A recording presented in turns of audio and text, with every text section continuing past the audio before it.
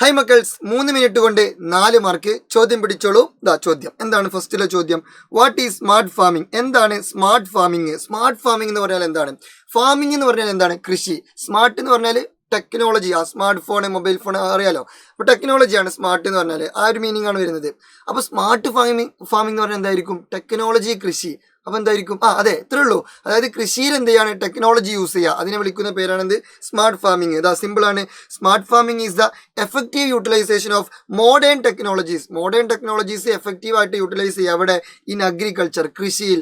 അതിനെ വിളിക്കുന്ന പേരാണെന്ത്? Smart farming.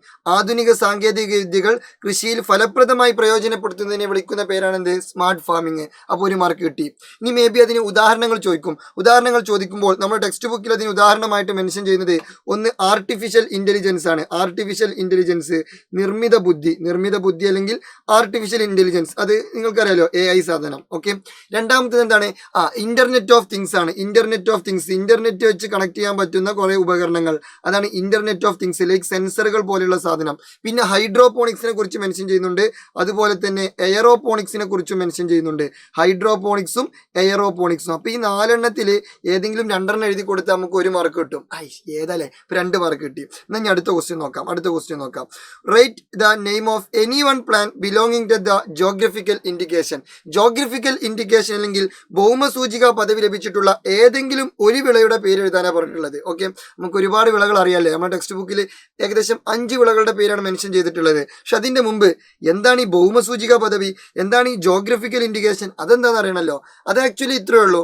ചില പ്രൊഡക്റ്റുകൾ ചില ഏരിയയിൽ ഉണ്ടായി കഴിഞ്ഞാൽ അതിന് വേറെ തന്നെ ഒരു ടേസ്റ്റും വേറെ തന്നെ ഒരു മണും വേറെ തന്നെ ഒരു ഗന്ധമായിരിക്കും. അതായത് ഇപ്പോൾ ഫോർ എക്സാമ്പിൾ ഒരു ഉദാഹരണം പറയുന്നുണ്ടെങ്കിൽ മാംഗോ. നമ്മുടെ നാട്ടിലൊക്കെ മാംഗോ ഉണ്ട്. പക്ഷെ കുറ്റ്യാട്ടൂറുള്ള ഒരു മാംഗോ ഉണ്ട്. കുറ്റ്യാട്ടൂർ എന്ന് പറഞ്ഞ സ്ഥലത്തെ മാംഗോ.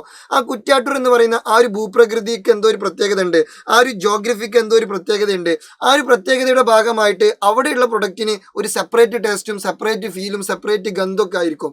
അതുകൊണ്ട് നമ്മൾ ആ സ്ഥലത്തിന്റെ പേരിൽ എന്ത് ചെയ്യുന്നു? ആ ഒരു പ്രൊഡക്റ്റിന് ഒരു സെപ്പറേറ്റ് പദവി കൊടുക്കുന്നു. ആ പദവിയെ, ആ ടാഗിനെ വിളിക്കുന്ന പേരാണെന്ത്? ജോഗ്രഫിക്കൽ ഇൻഡിക്കേഷൻ അഥവാ ഭൗമസൂചിക പദവി. അതിന് ഉദാഹരണമായിട്ട് നമ്മുടെ ടെക്സ്റ്റ് ബുക്കിൽ പാലക്കാടൻ മട്ട റൈസ് ഉണ്ട്. പാലക്കാടൻ മട്ടയരി മാർക്കറ്റിൽ ഭയങ്കര ഡിമാൻഡുള്ള സാധനം ഇട്ടത് പാലക്കാടൻ മട്ടയരി.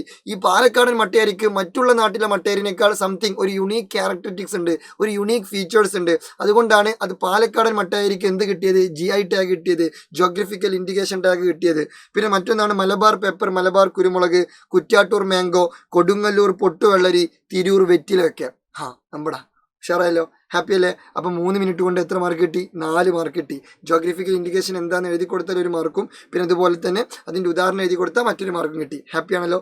ഓക്കെ. അപ്പോൾ എനിവേ, സീ യു സൂൺ. വീണ്ടും കാണാം. ഇത് നിങ്ങളുടെ സ്വന്തം മറക്കൻ. All the best.